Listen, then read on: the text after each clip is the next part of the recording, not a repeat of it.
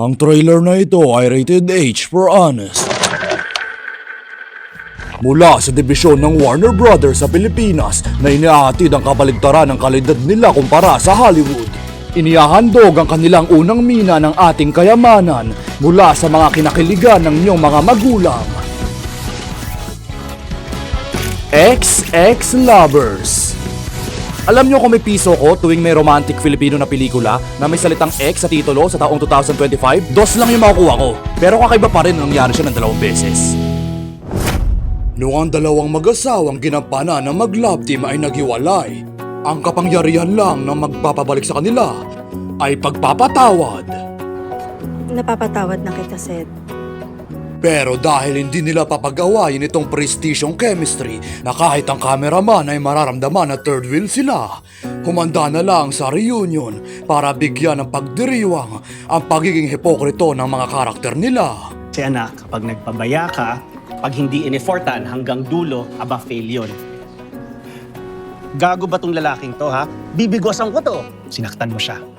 Iniwanan mo ang anak ko. Kasi Joey, pag nagpakasal kayo, kayong dapat na nagdedesisyon para sa inyong dalawa. Kung sa trabaho na yon, pati yun itatapon niya para sa Joey na yan. Eh di ba ganun naman talaga pag mahal na mahal mo?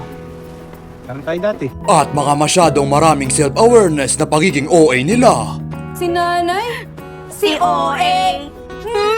Isa pa po? Tay, ito na yun. Tay, sobrang sarap, tay. Itong anak kong OA.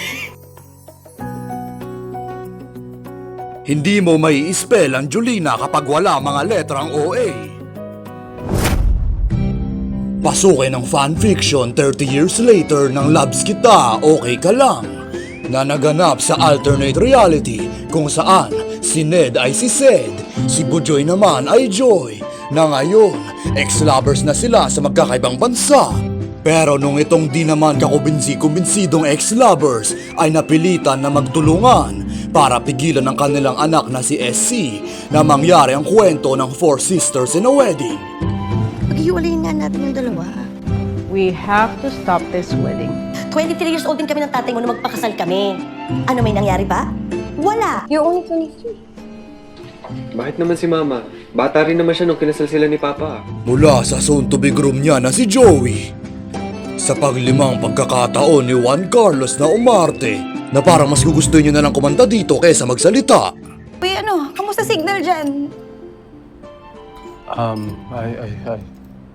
I don't know.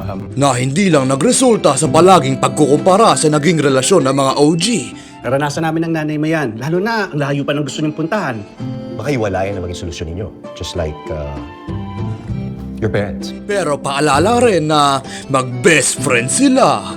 Naalala niyo pa ba yon? My best friend again. Friendship na hindi ko ipagpapalit. Mag-best friend pa tayo nun, ha? Oh yes! Kaibigan lang muna. Hindi kaya tayo nagkatuluyan. Best friends pa rin tayo. Best friend? Hindi basta best friend lang, ha? Best friend na panghabang buhay. Mas naalala ko pa yung The Room kesa sa mga eksena na ito tuloy eh. Masama ba yun? Johnny's my best friend. Johnny's my best friend. Johnny's my best friend. I know. He's your best friend. Kaya humanda sa isang cinematic equivalent ng mga ex niyong nagsama-sama para balikan ng mga magagandang memories na sinideline lang itong mga artista.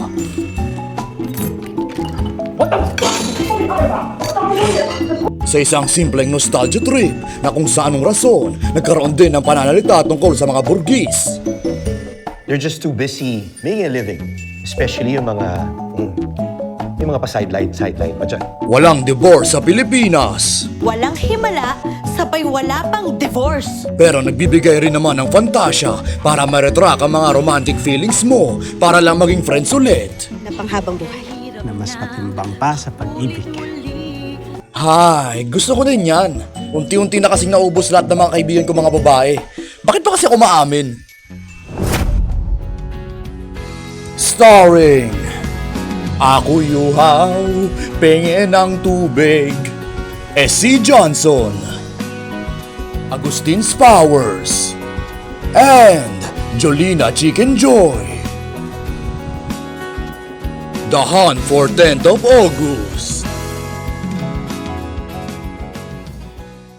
Alam niyo ang saya nung binalik nila itong tandem nila Marvin at Jolina. Ngayon, kailan naman kaya yung kila Claudine Barreto at Aga Mulak? Hindi yung Barreto na yan. Ang bata.